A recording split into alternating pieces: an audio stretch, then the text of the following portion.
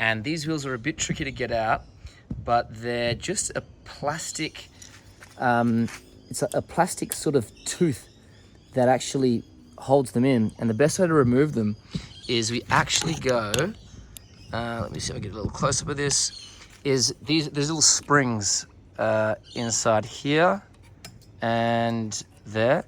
So the best way to do it is we just want to push in the plastic spring this way. So it's just catching on it there. I'm going to push it in and I'm going to twist it. It should come out. Let's do it on both sides. You need something thin like this tool I've got here. A flathead screwdriver should do it for you.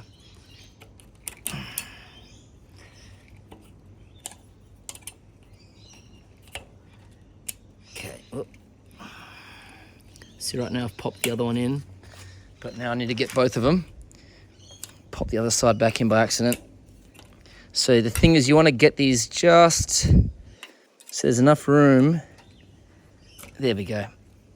Okay, so once you've got both sides done, then you should be able to pop it out like that. So you can see these are the little plastic sort of springs on either side that you need to push in order to get the wheel out.